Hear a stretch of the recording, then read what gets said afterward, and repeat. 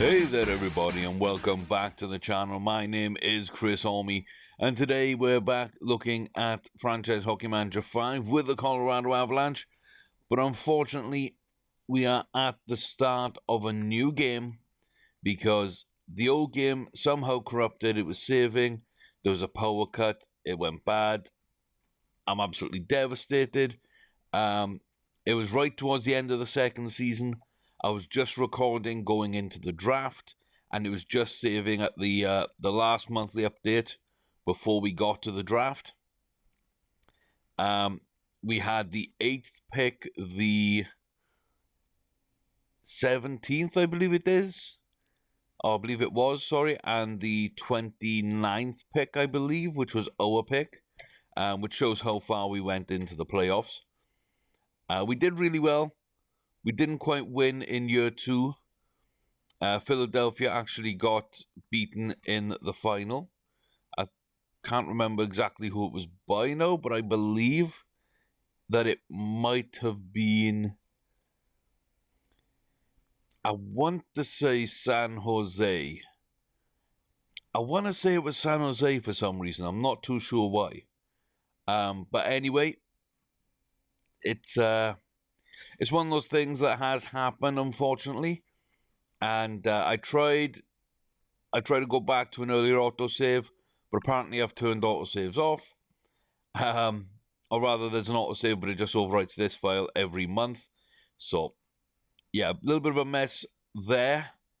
I will be trying to avoid that in this game, but we will be starting again. I have made a couple of slight edits, including bringing in Macodano, who the Avalanche claimed in waivers, so he will be joining us.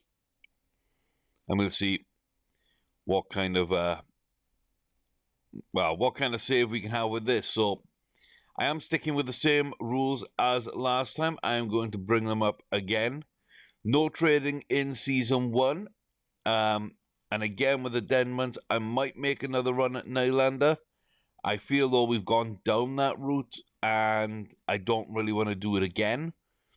So in real life, I believe the Leafs are not accepting trade offers. They're not discussing anything, they're not entertaining anything. Nylander hasn't asked for a trade in real life.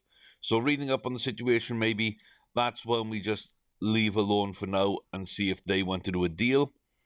I might make a move, though, for another defender. I do think we are weak in defense. So I might offer out a couple of people. I think, again, Varlamov and Cole are prime targets to go out. I'm not sure what else, but I think that helps our cap out quite a lot. And then maybe we go back in for Colton Parayko, because he's just a very reliable defender that I know and I trust. Unless we can get a defender back in the deals that we initiate with Varlamov going out. Because we're only allowed to trade for players on the trading block, which Parayko is. We can only shop players out. So if I right-click on Varlamov, shop players, we're going to be shopping him. You can see I haven't even read my news yet, but yada yada yada. Hughes, Cousins, Newhook, Krebs, Byram, Pazolkin, who was our pick last save. And I wouldn't be averse to picking him up again. I think he's got a great potential there. Turcotte, of course. Could be Dak, Vlasic, wouldn't be bad. But, yeah, we'll see where we fall in there. You can see that Buffalo wouldn't mind giving up Carter Hutton in order to get Varlamov. Robin Lehner for Varlamov. And Mrazek with a 7. So it might be the Carolina have the best offer out of this. So now that I know they want him, I don't have to deal for what they offer me, but I know the Carolina do want him. So that will allow me to look at things and say, okay, well, how do they feel there? They won't accept that offer. But someone like Dahan and Nedeljkovic, Actually, I'd much prefer Jacob Slavin again. He's a really, really good player. I could possibly even bring in Dougie on this, but then let's see, who do I want to get rid of? Who have I got in the team? So Soderbergh doesn't want to go to Carolina. I can dump Colin Varlamov in that deal. Dump them Spencer Martin. I can dump them, who else?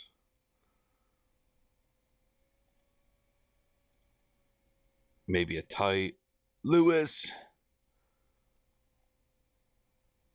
And then a Sheldon Dries type of player. I don't know. Maybe that'll go through. I'm not too sure. I'm going to play around and mess about with these trades and everything. I think that's a pretty good one to start with, though. But that's the only way I can get rid of players. And then I can add anybody else into the deal as sweeteners. I can add people on their side to balance. I don't have to give what's offered. But that's the only way I can get rid of players apart from just buying out the contract or letting the contracts expire, etc. So I can't just go in and make up any old trade and make it go through. That is not what this is about. I can also only trade a player if they've been brought in the previous season. So again, what that means is I'm not going to be signing anyone at the start of the year to trade at the deadline or at the draft. I know teams do that in real life, and maybe there might be an exception here or there along the way, but ultimately I want to try and stay away from that because I don't want to stack too much too early, and I feel that's a very easy way of exploiting the trading system, which isn't the best. I think it's a vast improvement on 4, which was a vast improvement on 3, but FHM 5 still is a little too easy to be able to get 3 first-round picks a year and like all 3 star players in your roster in one single season. It's really easy to do. It does take all the long-term competition out of it, and I'm not a huge fan. So I'm going to try and get away from that. Sometimes, though, a couple of exceptions here or there may occur. There may be some sort of a triangle deal where, like the Mark Duchesne trade between Ottawa and Nashville, I might look to do something like that to bring someone aboard and then trade them in another deal just to replicate that 3-way trades that happen in real life that are not in this game.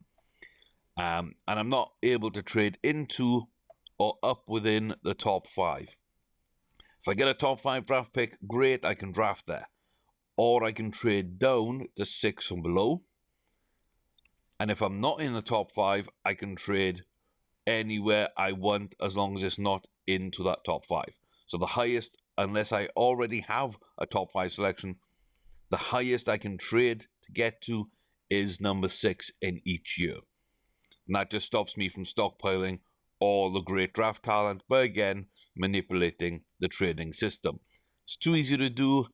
I really like building strong young teams, and I'm not sure when I'm just in the flow of it and I'm getting into it and I'm really falling in love with one of the top prospects. These rules just enable me to be comfortable knowing that I'm not just going to game the system to go get that young player, and then when we win everything for 4 years in a row and the game's lost all its allure to me, I'm not going to be pissed at myself for doing something stupid like that. So I think it all works out quite well if I just stick within that kind of framework. There might be little bits here or there as well. So that's all the same as last game. The only difference, I think, at the game start is bringing in Mark Godano because we did pick him up on waivers very recently. I believe I've got the Carlson deal in the game to San Jose. I'm not sure if they did that or if I went and made sure that went in. So I'm trying to keep track of real-world hockey as well and do little bits as we go. But I won't be making any changes once we're into the regular season of hockey in this game. Right now, you see we're at July 1st. I have edited a bit of the, a little bit in the divisions. So I want to take you to that right now, because you will see, boy, there's a lot of changes. The Atlantic is now Columbus, Carolina, Florida, Tampa Bay, Washington, New Jersey, Detroit, Pittsburgh, and Philly. Why 9 teams? Why is there only 7 in the Met? Why is New York, Buffalo, Ottawa, New York Rangers as well, Toronto, Montreal, and Boston? Why are they all in the Eastern Conference Metropolitan? There's a lot of changes going on, guys. So I kept Detroit, Florida, and Tampa Bay into that Atlantic. I brought up Carolina, Columbus, New Jersey, Philly, Pittsburgh, and Washington, because they're all really close in terms of just really close to one another. And I wanted to split it up into more geographically tight areas, which allowed me to do something going forward in this game, which makes it a little bit different right now, and also a little bit more fun for me going forward. Keep my interest. So I did that in the Metropolitan. Of course, we've just kept New York Islanders and Rangers. We've invited everybody else in. When you look at the Western Conference, no changes whatsoever. Why? Because I think those divisions are pretty good in terms of geographical locations. But it does mean that we are a little unbalanced. There's 2 teams more in the Atlantic than the Metro. There's 1 team more in the Pacific than the Central. So if we're to balance everything out, we need 9 teams in each division. So that's what we're going to do. At the end of the first season, in 1 year from this date, July 1st, 2019, we will be adding our first expansion to this league. Now, we've just got through with Vegas, and they've had a great initial campaign. They're doing really, really well. But it's not enough. It's not enough. We need extra teams. Now, in preparation for that, I've added in 5 teams that I would like to see in the league and I think makes sense for the league, etc. And that means I've had to rejig everybody, because we've got 2 teams up in the Northeast that are coming in. So they will go into this Metro division with all these Northeastern teams. That means everybody else on that Eastern Seaboard, pretty much, and even though it's not quite on the Eastern Seaboard, but the closest ones, they are now forming the Atlantic. No teams will go into the Atlantic. We will have 4 divisions of 9 teams each. So the Atlantic is done.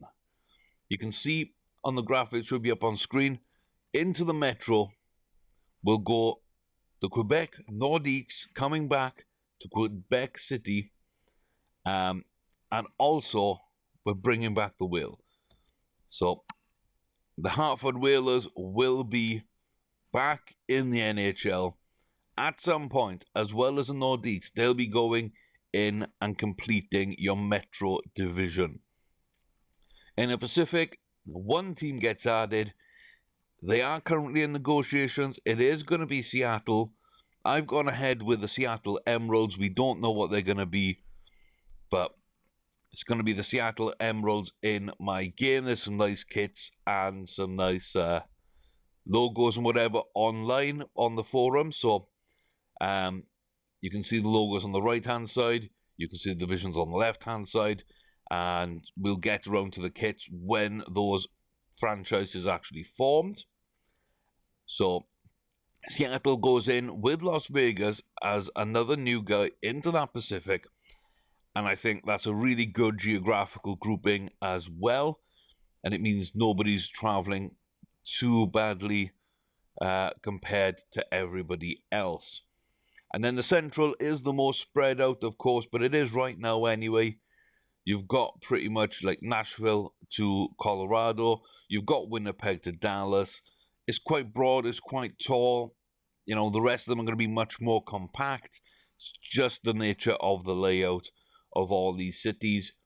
But Houston is apparently the biggest city, biggest metro area in the USA that does not have an NHL team.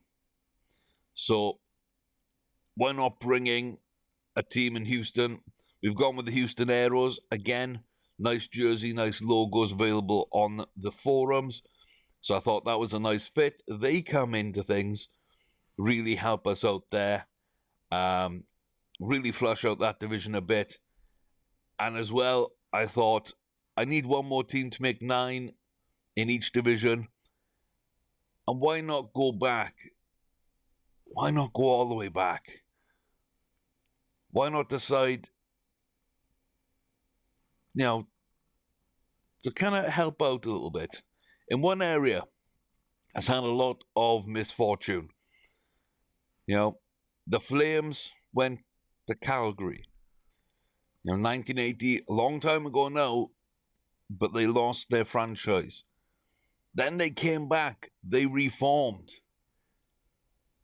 And then 2011, they became the Winnipeg Jets in another relocation. So the Atlanta Thrashers are coming back. Atlanta's getting hockey. Third time's the charm. The 5 teams joining us: Atlanta Thrashers, the Houston Aeros, the Hartford Whalers, the Seattle Emeralds, and the Quebec Nordiques. I think that's 5 very, very reasonable teams. Atlanta do join in the Central with Houston. And I think geographically it makes sense. And I like the teams that I'm adding. I like the jerseys. I'm liking the logos. I'm liking the idea of switching things up a little. So that's why I decided to do 9 teams, 1 in each division, at least changing for every division as it currently stands. Whether that's the movement I've done in the East to set up for those expansions, or whether it's the teams that are just getting added to the West without any movement whatsoever. So that's where we're going to start things off. Like I say, we're going to add the first team a year ahead from this date. That is going to be randomized. So basically, I'm going to go to random.org. I'll randomly pick a number between 1 and 5, and then alphabetically, that will be who gets chosen. So we will see exactly how things get on. And then, like I say, second season, we'll be playing with that new team. At the end of that, on July 1st, 2020, the second team joins. 2021, the third, then the 4th and the 5th in subsequent years, and we will have a full roster of 36 teams. And that will be where our expansion halts. Now, if the game wants to try and add in an expansion team on its own, I don't know if it's capable of doing that. I know that sometimes other games, I think Out of the Park, do it in Out of the Park Baseball. So maybe that happens. I don't know. But for right now, I think that fits us very, very nicely. And it sets us up in a very nice position too. I'm quite happy with that. So, as you can see, we've got good plans ahead for this game. We've got that entire sort of rejig of the Eastern Conference in preparation. And we've just got room to add in the West. So, very nice idea, I think, there for the length of the game. And like I say, we do want to get 10, 20 years out of this.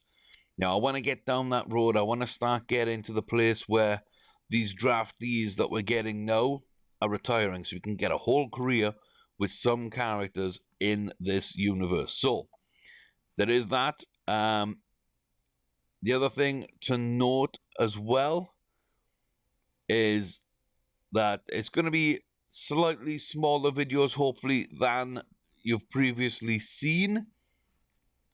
Now, not too short, but I've had to cut the first two videos I had recorded. I cut those in half, and that's why we've had episode 1 and 2 in part 1 and 2 respectively. Episode 3 I recorded, which had some issues on it, and I was still trying to figure that out in the editor of my my video editor, and I couldn't really resolve those, so I was going to try and just dub over the top of it before I had this issue. That was going to be a separate one. That was a decent length. That was, I think, 40 minutes, I think 37 to 40 minutes when it was fully edited. So that would have been okay as episode 3, but video 5.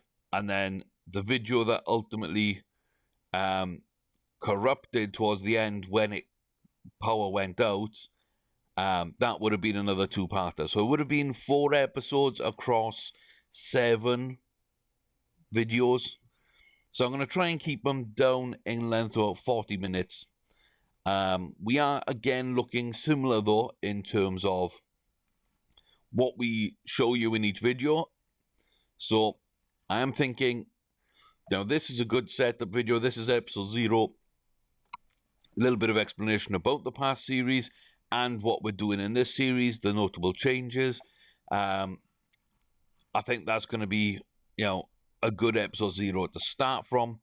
Then stepping into episode 1, again, we're going to do all the way to the trade deadline. And we'll look at who's available on the trade deadline, who is possibly going to be leaving us, trying to make some deals work there, depending on where we are in the run for the playoffs. And then episode 2 will be trade deadline to end the season and all the stats stuff. Episode 3 will then be the playoffs on its own. Episode 4 will be the draft and free agency.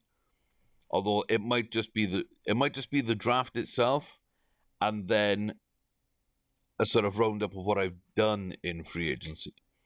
And then we repeat again by going off next season to the trade deadline and so on.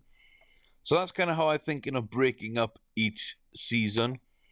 I think that'll fit better than my 2 to 3 video hope for each year.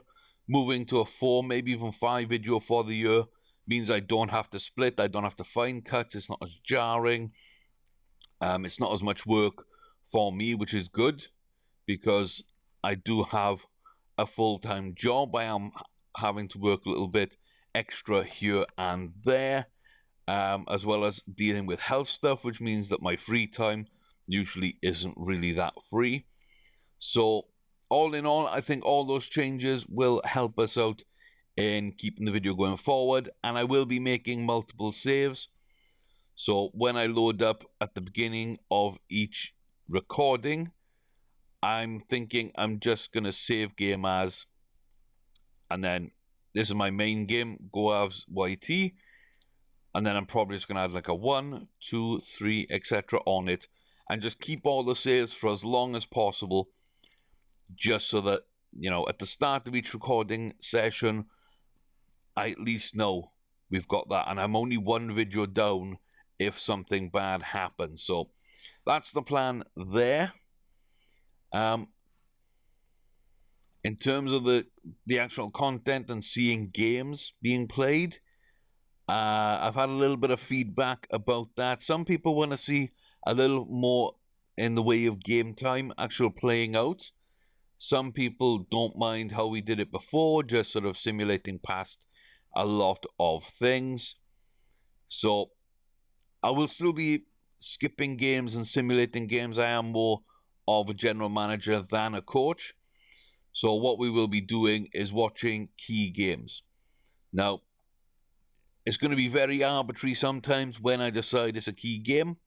It might be that a player of ours has come up to a seasonal or a career milestone of some sort. Maybe we want to see that happen in the game. Just depends how much attention I'm paying to that and kind of whether or not I'm interested in seeing it, and time restraints in the videos, because those games really do drag things out. I think I will only be watching elimination games in the playoffs again at game 6 and 7. If we're going to win in game 6, then I'm okay. I'm not going to watch it. If we're going to be eliminated in game 6, yes, we watch all game 7s. And any game that could win us the Stanley Cup, we will watch as well. Apart from that, I don't think we'll watch any games. I think we will try and be really quick in the roundup of games that happen, especially in the playoffs, not to overextend that video too long. And I will be doing a lot of scouting, a lot of draft evaluation. I'll be going in and checking everybody's sort of stats and roles they might play. So, for example, I mean, Levy's easy because he's right at the top of this list.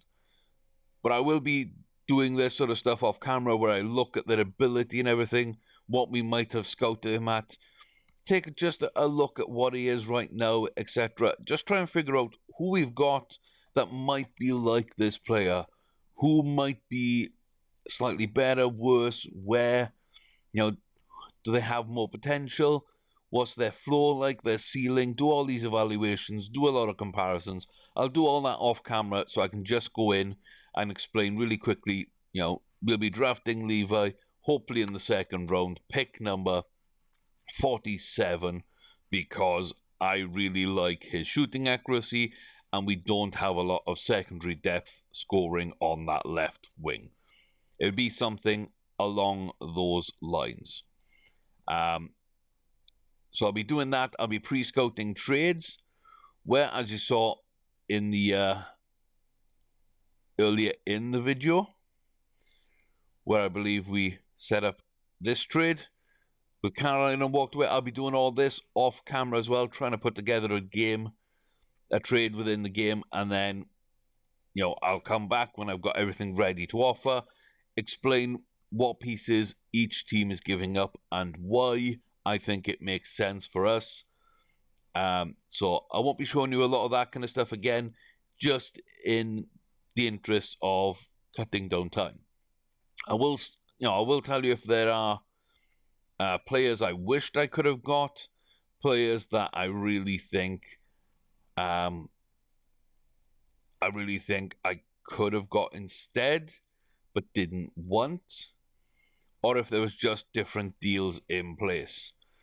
So, Sebastian. I like Sebastian as well. So yeah, I'll be doing most of this kind of stuff off there. I'm probably going to dump Sheldon Dries and go with a draft pick. I don't think I can get one back. So they'll probably accept that. That's well balanced, and an early third well balanced. Okay. Yeah, I'm not too sure what I want to do there. Probably.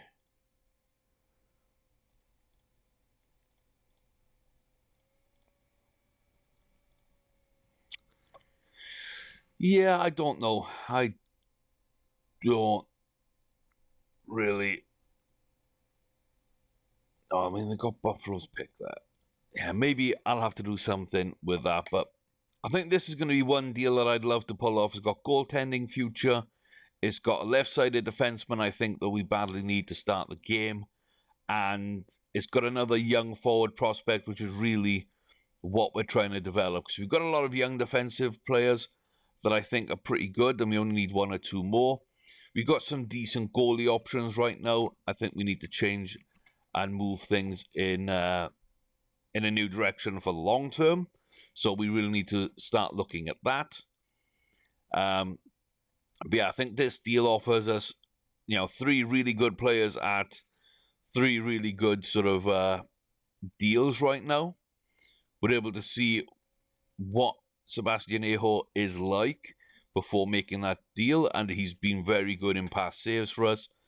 I've never picked up Nedeljkovic at all, but he's got outstanding potential, and I think him and Grubauer moving forward might be a decent one too. And of course, Jacob Slavin is a very, very, very good defensive player. And might just be what we're missing in terms of defensive leadership after Barry and Johnson, both of which might not survive the first 2 seasons due to contract, skill level, and age. Now, that's kind of where I go off. How good are they? How old are they? How much are they costing me? That is my triangle of evaluation. But bringing in someone like Jacob makes it easier to move on for those, which gives us more trading assets to bring in better younger players, allow the young defenders we've got a way into the team, and maybe just move somewhere in the draft to get another long-term great prospect in defense as well. So stuff like this makes a lot of sense to me. So this will probably be the basis of the first deal. Again, I'll be making that off camera. When we come back for episode 1, I will show you the deal that I've had. I'll explain the deal I've done, what players I've got, what players I had to give up, and the reasons why. Pretty much what I've just explained to you. But I think this might be my only deal in Season 1 because, again, back to that first rule, we don't want too much happening in Season 1. I do want to make some changes because we are very weak, and I just don't want to be in a position where Ottawa wins the first overall pick, which, of course, we own in Season 1. That's that pick right there.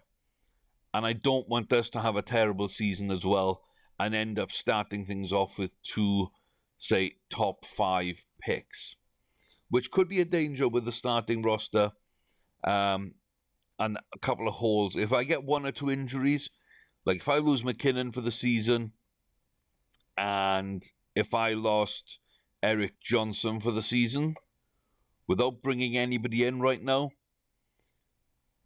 then I think my season's done. I do think my season is done. I think I'm top 10 to top 5 pick range. There's not a whole lot of depth. There's some good youngsters, but they're still growing. We need more time, etc. So that's kind of my reasoning behind wanting to make a deal, even though I don't want to make deals in Season 1. I haven't picked my personnel yet. I will be doing that. And the unsigned draftees, we do have some goalie options. Most of them aren't very good, though. Vachishmakov, etc. Left-sided defenseman, again, not very good. Kluman, not very good. Makar is a superstar. We can't sign him, I don't think, for Season 1. So we might be looking to bring him in at the end, ready for Season 2. Ranta's decent. Smirnov's decent. Bowers is a very good prospect as well.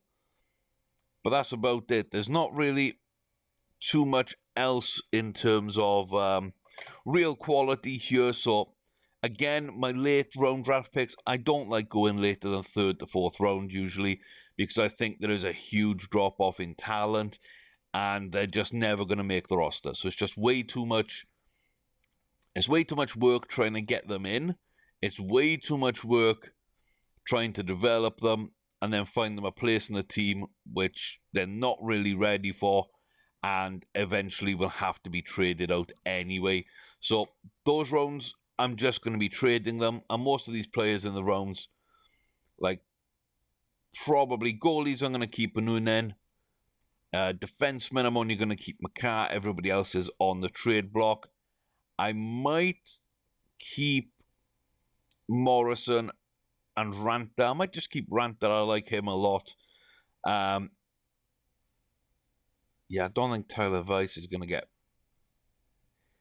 Yeah, I don't think I'm going to keep Weiss. So maybe just Ranta there from the left wings. Bauer from the right, from the centers. And on the right, I might keep Kovalenko. He looks quite decent right now. But I might trade him because he's got high trade value. And I don't think he's going to end up a very good player. So I think he might be 3rd, 4th line for us. I think right now his value is going to be way higher than that. So I might capitalize on that to make some trades. Move up in the draft rounds over the next few years.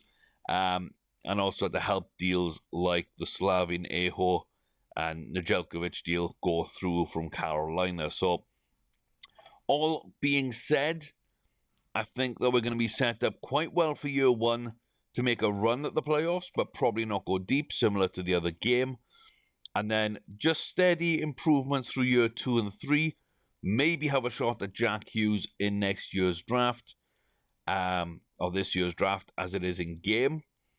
And just see where it goes from there as we add in these extra 5 teams and we see how the world develops, how much that affects the talent levels on each team, what we're having to give up as new teams come in because we can't protect everybody.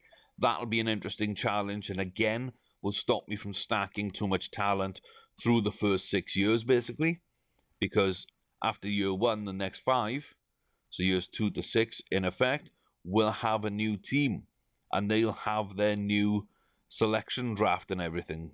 So, yeah, the expansion drafts are going to make things a little more interesting. But let me know what you think of my ideas. Again, sticking with the same rules, with a little bit more flexibility on signing players to trade. I know teams do it in real life. We might do it once or twice here or there. I'm not against doing a rental deal, but I don't trade those in or out at the trade deadline very often. I know real teams do, but like picking up Rick Nash, I know is a free agent. I pick up Rick Nash, say, on a 1-year deal, or on a 2-year deal, sorry. I play him for the entirety of this season, and at the draft, I flip him and a pick to move up in that round or to the round above, for example. That kind of deal, I'm okay with. That makes more sense to me because I don't like changing mid-season too much. But yeah, I think that might be a way to sort of explain that I am doing it. I'm just doing it at a different time than others. Some would pick them up for, you'd pick up a 1-year rental at the trading deadline, and then they'd be released at the end of the season. Or you pick them up in pre-season, and you're not going into the playoffs, so you trade away at the trade deadline. Those are kind of things that teams do.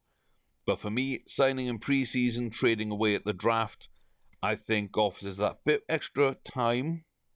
And also it allows me to see where I'm sitting at the draft and then looking at my mini board. Because to be honest with you, I do normally build a board of players that I think will be going, say, in the top 2 or 3 in their position, and then also the entire first round. So I usually have, say, like 40 names, 30 to 40 names in a list, and the order I think they'll probably go at, or ranges for players.